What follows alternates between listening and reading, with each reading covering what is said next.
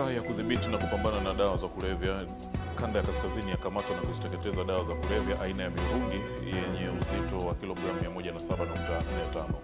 Na vitengo vya habari ndani ya timu za Simba na Yanga vyaratibu mchezo wa kirafiki kati ya mashabiki wa klabu hizo ili kudumisha utani wa jadi. Na mtazamaji wa Channel 10, leo ni Jumatano ya Disemba 16 mwaka 2020. Karibu sana katika asubuhi njema, na tunafahamu utaratibu ni kwamba huwa tunaanza na habari hapa. Mimi naitwa Emily Lazaro, naomba nitumie nafasi hii kukaribisha tena. Karibu. Mamlaka ya kudhibiti na kupambana na dawa za kulevya DCEA kanda ya kaskazini imekamata na kuteketeza dawa za kulevya aina ya mirungi zenye uzito wa kilogramu 107.45. Zoezi hilo limefanyika ikiwa ni sehemu ya mapambano endelevu dhidi ya biashara haramu ya dawa hizo. Akizungumza kwa niaba ya Kamishna Jenerali wa Mamlaka ya kudhibiti na kupambana na dawa za kulevya Aretas Limo, afisa mwandamizi wa mamlaka hiyo Innocent Masangula amesema vielelezo hivyo vimeteketezwa katika dampo la serikali la Muriet lililopo jijini Arusha. Ukamataji huu umefanyika katika operation mbalimbali ambazo zimefanywa na Mamlaka ya kudhibiti na kupambana na dawa za kulevya kanda kaskazini kama nilivyo. Lakini pia uteketezaji huu umefuata taratibu zote za kisheria, ikiwa ni pamoja na kuhusisha wadau wote wanaotakiwa kisheria kushiriki katika uteketezaji, lakini pia umekizi viwango vya afya ya binadamu katika uteketezaji wake. Ameongeza kuwa kukamatwa kwa mirungi hiyo ni sehemu ya matokeo ya operesheni zinazoendelea katika mikoa ya kanda ya kaskazini ambayo ni Arusha, Kilimanjaro, Manyara na Tanga, juhudi ambazo zimeanza kupongezwa na baadhi ya wananchi. Hivyo ninaweza kupongeza kwa sababu inaonekana kwamba mamlaka ya dawa za kulevya inafanya kazi yake kwa uweledi kuhakikisha kwamba Tanzania inakuwa salama, kwa sababu watu wanapotumia madawa ya kulevya taifa liweze kuwa na maendeleo. Ili waweze watu kuwa na maendeleo au taifa kuwa na maendeleo ni kuepukana na mambo kama haya, kwa sababu tunaona mitaani vijana wengi wanavuta bangi, vijana wengi wanatumia mirungi. Matokeo yake sasa maisha yao yanakuwa ni maisha yaliyoharibika, sio maisha ya maendeleo. Vijana wamekuwa asubuhi wakiamka utawakuta mahali mbalimbali wamejikusanya kama viringi fulani kwenye vikundi mbalimbali na hawaogopi hata kutumia haya madawa hadharani. Kwa hiyo tunaishukuru sana mamlaka kwa tukio hili na jambo hili la muhimu walilofanya. Mamlaka ya kudhibiti na kupambana na dawa za kulevya inakumbusha kuwa adhabu kwa wanaokutwa na dawa za kulevya ni kali, ikiwemo kifungo cha maisha jela pamoja na kutaifishwa kwa mali zote zinazotumika katika biashara hiyo, ikiwemo vyombo vya usafiri na nyumba ambazo hugeuzwa kuwa mali ya umma. Jamila Omar, Channel 10, Arusha. Serikali imesema haitaongeza muda kwa mkandarasi kampuni ya LNT anayetekeleza ujenzi wa mradi wa maji mkoani Njombe, huku mkandarasi huyo akitakiwa kufanya kazi usiku na mchana ili akamilishe kazi hiyo ifikapo mwezi Mei mwaka 2026. Angalizo hilo limetolewa na Naibu Waziri wa Maji Mhandisi Kundo Mathew wakati wa ziara yake kukagua utekelezaji wa miradi ya miji 28 inayotekelezwa mkoani Njombe yenye lengo la kuhakikisha upatikanaji wa maji safi na salama kwa wananchi. Waongeze nguvu kazi kwa sababu tarehe ambayo ni tarehe 1 mwezi wa 5 tuliowaongezea hatutoongeza tena. Kwa hiyo sasa ili tuendane na spidi ambayo tunaitaka ni kwamba lazima waongeze nguvu kazi, na wameniahidi kwamba wataongeza watu 30 kutoka kwa watu 90, maana yake tutakuwa na watu 120.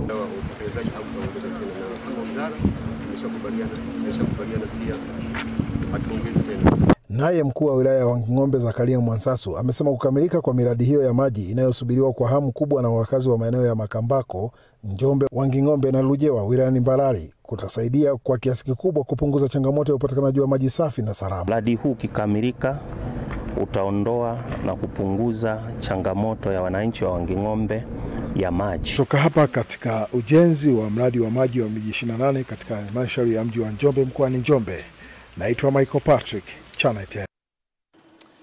Mkuu wa mkoa wa Arusha Amos Makalla amelihimiza baraza la madiwani wa halmashauri ya jiji la Arusha kusimamia vyema makusanyo ya mapato na kuboresha utoaji wa huduma katika vyanzo vyote vya mapato, huku akisisitiza kuwa mapato ndio msingi unaoipa halmashauri uwezo wa kutekeleza miradi ya maendeleo. Akilihutubia baraza la madiwani la halmashauri ya jiji la Arusha, CPA Makalla amesema kwamba takwimu za ukusanyaji wa mapato bado haziridhishi katika jiji la Arusha. Msingi wa nyinyi kufanya shughuli zote, bila mapato hamna. Bila mapato mnaweza msikutane kwa sababu hamna hela. Bila mapato hamwezi kuwahudumia wananchi wetu. Kuvisimamia vyanzo hivyo vya mapato, lakini pia kuboresha huduma kwa huko mnakochukua mapato. Uwezi ukawa unategemea mapato kwenye soko, hamna vyoo, hamna maji, alafu nyewe mnataka mapato tu. Tumia pesa upate. Kwa hiyo mapato yaendane na uboreshaji pia wa huduma katika maeneo mnaokusanya mapato. Makalla pia amewataka madiwani hao kuwa na usimamizi mzuri wa miradi ya maendeleo inayotekelezwa kwenye maeneo yao kwa kuhakikisha yote inakamilika kwa wakati, ikiwemo kituo kikuu cha mabasi, soko la Kilombero, uwanja wa michezo wa Bondeni City na jengo la utawala la halmashauri hiyo. Usimamizi wa miradi iliyo chini ya jiji la Arusha, baraza hili lisimamie miradi hiyo ikamilike kwa wakati. Jambo la 4, kero za wananchi. Nyinyi ni wawakilishi wa wananchi, mliomba udiwani, mliomba kazi ya wananchi. Kwa jitahidini. Message yangu kwenu, nendeni mkawashukuru wananchi sasa, nendeni mkafanye nao kazi sasa. Mkuu wa mkoa CPA Makalla amewataka madiwani hao kusimamia mazingira ya jiji la Arusha kwa kuhakikisha yanakuwa safi kwa muda wote, kutokana na kuwa lango kuu la kuelekea katika vivutio mbalimbali vya utalii hapa nchini. Ni Novatus Makunga, Channel 10, Arusha. Mkuu wa mkoa wa Iringa Kheri James amewaagiza wakurugenzi wa halmashauri za wilaya zote mkoani humo kuhakikisha kuwa vituo vyote vya afya vinafungwa na kuanza kutumia mifumo ya kidijitali kwa lengo la kurahisisha utoaji wa huduma na kufanikisha utekelezaji wa mpango wa bima ya afya kwa wote. Amesema matumizi ya mifumo hiyo itaongeza uwazi, ufanisi na ufuatiliaji sahihi wa huduma za afya, sambamba na kuhakikisha wananchi wanapata huduma kwa haraka na kwa usawa bila usumbufu. Akizungumza katika kikao cha kuwajengea uwezo wa watumishi wa afya juu ya utekelezaji wa bima ya afya kwa wote mkoani Iringa, mkuu wa mkoa wa Iringa Kheri James amesema matumizi ya mifumo hiyo ni muhimu katika kuondoa changamoto za ucheleweshwaji wa huduma, upotevu wa mapato pamoja na malalamiko ya wananchi wanaotumia huduma ya bima ya afya hapa nchini. Napenda kuwahimiza wakurugenzi wa halmashauri kuhakikisha vituo vyote ya kutolea huduma za afya mkoa wa Iringa vinakuwa tayari kufunga na kutumia mifumo ili kuhakikisha kwamba kila kinachotakiwa kupita kwenye mfumo kinapita kwenye mfumo. Nadhani wazee wa Gotomis hapo wamenielewa vizuri.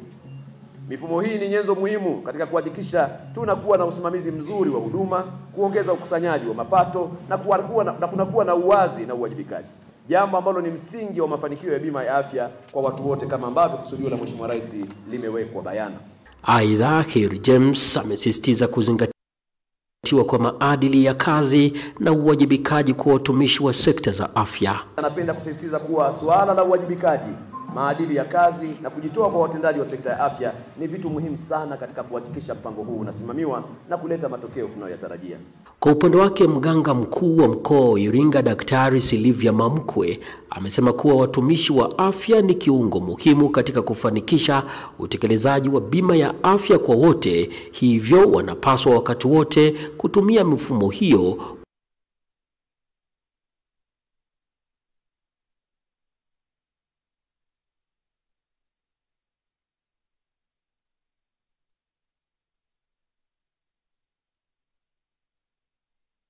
kwa uadilifu na weledi ili wananchi wanufaike kikamilifu na huduma zinazotolewa. Na tujue kwamba sisi katika gurudumu la utekelezaji wa bima afya kwa wote, sisi ndio ile tunaita ngazi mahususi.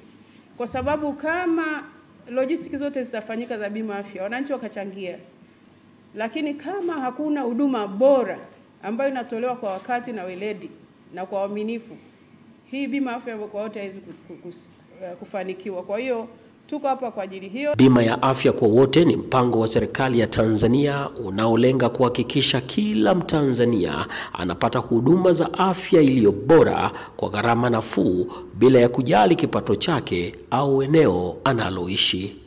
Clement Sanga, Channel 10, Iringa. Kituo cha afya kilichopo kata ya Pande wilayani Kilwa mkoani Lindi kinakabiliwa na changamoto ya ukosefu wa gari la kubebea wagonjwa, upungufu wa hudumu wa afya pamoja na mtaalamu wa dawa ya usingizi kwa ajili ya upasuaji, hali inayotajwa kuhatarisha maisha ya wagonjwa wanaofika kupatiwa matibabu kituoni hapo kwa kukosa huduma kwa wakati sahihi. Hayo yamebainishwa na Dr. Samuel Mmole wakati akieleza mwenendo wa utoaji huduma katika kituo hicho cha afya, na kusema kuwa kutokana na changamoto hizo ipo haja ya uongozi kuongeza idadi ya wafanyakazi, kupata gari la wagonjwa pamoja na wataalamu wa sindano ili kusogeza karibu huduma. Kuna wafanyakazi takriban 8 kituo cha afya. Kwa hiyo tunashindwa kufanya upasuaji kwa sababu hatuna mtaalamu wa usingizi. Mgonjwa akitokea dharura inabidi tupige simu kinyonga hadi gari ije. Maana yake inaweza kachukua masaa 2 hadi saa 1. Sasa kama umepata dharura, mfano kama mama mjamzito anavuja damu, yani hapo ni kuomba tu Mungu. Tuna uhaba tena mkubwa kama vile jengo la wazazi wanavyotaka kujifungua. Baada ya kutembelea kituo hicho cha afya, mbunge wa jimbo la Kilwa Kusini Asnen Dewji akakutana na wananchi na kuwasihi kuwa mpaka kufikia Desemba 30 gari la wagonjwa litakuwa limewasili kituoni hapo, lakini pia akaahidi kumpata mtaalamu wa sindano ya usingizi tayari kwa kuwatumikia wananchi. Tumekwenda kwenye kituo cha afya moja kwa moja, haizidi tarehe 30 mwezi wa 12 gari ya wagonjwa inakuja pale.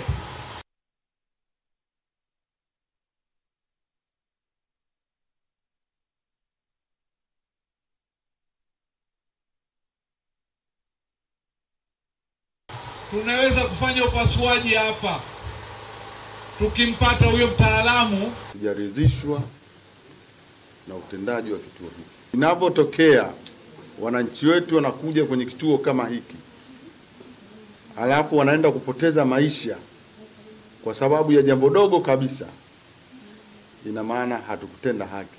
Ahmad Nandonde, Channel 10, Lindi. Kongamano la mabadiliko ya kiuchumi kwa vijana limefanyika katika manispaa ya Musoma mkoani Mara, huku vijana wakihimizwa kutumia fursa ya uwepo wa Ziwa Victoria pamoja na rutuba nzuri ya ardhi mkoani Mara kukuza uchumi wao na kujikita katika ufugaji wa samaki wa kisasa. Ni vijana takriban 800 wanakutana hapa katika kongamano la mabadiliko ya uchumi hapa manispaa ya Musoma mkoani Mara, ambapo mkuu wa wilaya Musoma Juma Chikoka akizindua kongamano hili amewataka vijana kujikita katika fursa zilizopo katika maeneo yao, ikiwemo ufugaji wa kisasa wa samaki. Ni kuwaonyesha vijana fursa zilipo ili vijana wa Musoma wasikimbilie. Moja ya maeneo ambayo tunataka tuyasimamie tena kwa nguvu kubwa ni kuwawezesha vijana kiuchumi na kimitaji.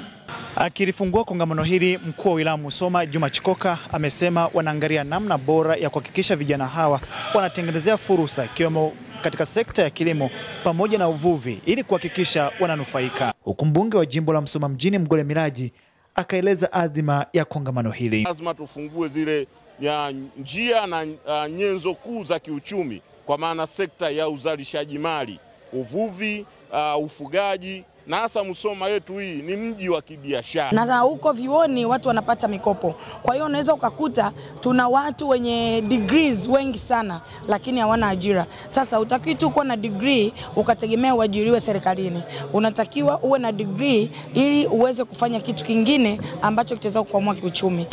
Baadhi ya vijana hapa manispaa ya Musoma ambao wameshiriki kongamano hili wamesema kwao litakuwa na tija kubwa ambapo tutasaidia kuwafungua na kuzifahamu fursa zilizopo kwenye maeneo yao. Shukuru kwamba tutajua sekta ipi ambayo tutajiwekeza, ambayo tutaipenda afu tujiwekezee, ndio tija ambayo tunaipata hapa. Kuweza kujikwamua kutoka kwenye uchumi wa makundi kuingia kwenye uchumi wa mtu mmoja mmoja. Hasara iliyokuwa ikikabili serikali kutokana na ubovu wa magari ya taasisi imepatiwa ufumbuzi baada ya wakala wa ufundi wa umeme TEMESA mkoa wa Mwanza kuyakagua na kuyafanyia matengenezo zaidi ya magari 100 kupitia mfumo mpya wa matengenezo unaojulikana kama MAM. Kwa mujibu wa wakala hao, Baada ya magari hayo kufanyiwa matengenezo, hali ya uwajibikaji kwa watumishi wa umma itaimarika kwa kuwa baadhi yao walikuwa wakipata tabu ya kukosa usafiri wakati walipokuwa wakitekeleza majukumu yao ya usimamizi wa miradi ya maendeleo. Meneja wa TEMESA mkoa wa Mwanza Frank Jackson ameeleza mafanikio hayo baada ya wakala hao kukagua ubovu wa magari katika wilaya za Ilemela, Magu, halmashauri ya Buchosa wilayani Sengerema na wilaya ya Misungwi wakiwa na karakana inayotembea kwa matengenezo. Na sisi tunaenda kulingana na kasi ya Mheshimiwa Rais ndani ya siku 100. Na sisi tunatakiwa kama mkoa ndani kabla hizo siku 100 basi taasisi zote tu tumeshazifikia na kuwapa elimu stahiki. Kutokana na umahiri huo katika ufundi wa magari, amewashauri viongozi wa taasisi za serikali kutoa taarifa pindi wanapobaini kuwepo na ubovu wa magari ili yaweze kufanyiwa matengenezo. Kwa sasa hivi wateja wengi baada ya hii huduma kuifanya, wengi mwitikio umekuwa ni mkubwa, na hata ukiona maombi mengi sasa hivi yako kwenye mfumo kwa ajili ya kupata hii huduma. Akielezea mapokezi ya mfumo huo wilayani Misungwi, mkuu wa msafara wa TEMESA mkoa wa Mwanza Veronica Kawangoma amesema wamefarijika na hamasa ya taasisi za serikali. Ni mfumo ambao uko wazi kwa watumiaji wote wawili. Tukianza na mteja wetu, mfumo wetu unamuelekeza namna ya kuomba matengenezo ya magari kwenye mfumo bila kufika TEMESA na kuanza kuchukua proforma za hard copy. Tunawatengenezea magari yao huku wenyewe wapo wanaona. Kwa hiyo tunaondoa zile kero ndogo ndogo za wateja kutoka halmashauri karibia kilomita 50-60 kuja kupata huduma TEMESA, na wakati tuna uwezo wa kuja kuwapa huduma hiyo. Kisha mtazamo wa watumishi wa umma wa wilayani Misungwi ukathibitishwa. Na kuna wakati inakuta ni service ya dharura, mfano magari ya ambulance ya wagonjwa. Kwa hiyo kwenda mara 2 kurudi na kwenda inakuwa ni changamoto.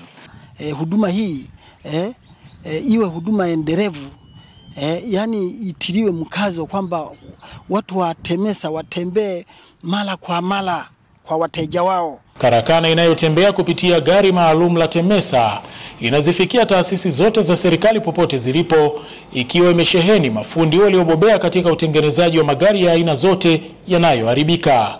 Henry Kavirondo, Channel 10, Mwanza. Kuwepo kwa mfumo mmoja wa usajili wa wabunifu kwa Tanzania bara na visiwani umetajwa kuwa ni muda mwafaka katika usimamizi wa wasanifu, wakandarasi na wakadiriaji majengo. Kauli hiyo imetolewa na kaimu msajili bodi ya usajili wa sanifu, majengo na wakadiriaji majengo Tanzania bara, mhandisi Daniel Matondo, katika kikao cha pamoja kilichofanyika Zanzibar. Kwa nikihitaji kampuni fulani kujua ina miradi mingapi ama ilishtakiwa lini, naingia tu kwenye mfumo pale, naona taarifa zote za miradi, naona key holders wake ni kina nani na vitu vingine. Aidha, mhandisi Matondo amegusia pia uwepo wa mtaala pamoja katika kuzalisha wataalamu mbalimbali. Kama tutakubaliana, kama hatutakuwa na mtaala wa pamoja ambao utakuwa ni subset katika ile mitaala yetu, hawa watu hawatafaa kuweza kukubalika katika usajili. Kwa hiyo tutalazimika tuwe na maandalizi ya mafunzo ya pamoja. Mwenyekiti wa bodi ya usajili wa sanifu, uhandisi na wakadiriaji majengo Zanzibar, mhandisi Yaside Costa, kupitia kikao hicho amesema swala mashirikiano ni muhimu kwao. Na yote alosema ni kujenga nchi yetu. Yote alotambulisha hapa ni kujenga mahusiano mazuri baina ya taasisi yetu hapa Zanzibar na taasisi ya Tanzania bara. Anasema wazi kwamba hii ndio faida ya mashirikiano na muungano. Kikao kazi hicho kati ya wajumbe wa bodi ya usajili wa bunifu majengo na wakadiriaji majenzi Tanzania bara pamoja na wenzao wa Zanzibar walitembelea miradi mbalimbali ya ujenzi, barabara ya Juma na Kwerekwe na jumba la Beti la Ajabu Forodhani, pamoja na miradi mengine ya maendeleo yanayojengwa katika eneo la Mangapwani. Juma Kasim, Channel 10, Zanzibar. Na katika michezo, katika kudumisha utani wa jadi kati ya Simba na Yanga, vitengo vya habari ndani ya timu hizo vimeandaa mechi ya kirafiki kati ya mashabiki wa pande hizo mbili inayotarajiwa kupigwa Desemba 21 mwaka huu kwenye uwanja wa KMC Complex Mwenge jijini Dar es Salaam, ikiwa na lengo la kudumisha umoja na ushirikiano katika mpira kwa timu hizo kubwa na kongwe hapa nchini. Wakizungumza na waandishi wa habari, meneja wa habari na mawasiliano wa Simba Ahmed Ali na meneja wa habari wa Yanga Ali Kamwe wameeleza malengo na utaratibu wa mchezo huo, huku akikiri kudhihirisha utani wao wa jadi. Kumekuwa kuna maneno mengi, kumekuwa kuna vita nyingi kwenye mitandao, kwenye vyombo vya habari, kumekuwa kuna misogoano ya kutosha. Sasa ipo wakati wanafikiri watu kwamba watu hawa ni watu ambao wana uadui, watu hawa ni watu ambao kila mmoja na 50 zake. Sasa mechi hii ni lengo kwenda kuonesha watu kwamba pamoja na yote tunayozungumza kwa ajili ya kuzogoana, lakini bado sisi ni watu wamoja ambao tunaweza tukakaa na kushirikiana na kufanya jambo kwa pamoja. Na hii haishii tu kuwa mechi. Hii inakuwa ni festival ya mashabiki wa Simba na Yanga. Watu wote ambao wana mashaka kwamba Simba na Yanga wameshaacha utani wao, wapo kwenye level sasa watu wanasema ni maadui. Hilo sio kweli. Na tutakwenda kulithibitisha hili kwa vitendo. Sisi ni watani wa jadi. Nje ya dakika 90 sisi ni marafiki, sisi ni ndugu na jamaa. Tunatoka katika mitaa inayofanana, tunatembea pamoja, na waliopata bahati wenzetu wa Yanga wameoa pia upande wa Simba. Kwa hiyo sisi ni familia. Mimi ni Eden Bahati na hii ni Channel 10 Michezo. Na mtazamaji, taarifa hiyo inatuhitimishia habari ya asubuhi njema. Endelea kuwa nasi.